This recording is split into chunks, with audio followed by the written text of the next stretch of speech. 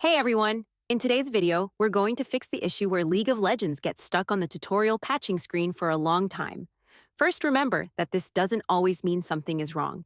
The game might simply be downloading large files. The full installation can take up to 16 to 30 gigabytes.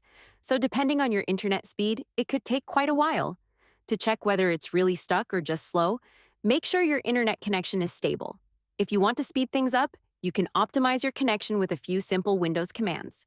Open the Windows search bar, type Command Prompt, right-click Command Prompt, and select Run as administrator. Then, in the Command Prompt window, enter the following commands one by one, pressing Enter after each.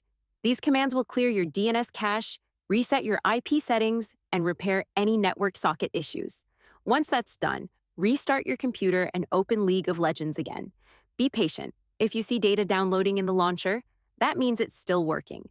When the download finishes, the button will change to Start Now, which means your game is ready to play. Thanks for watching, and I hope this helped you fix the issue.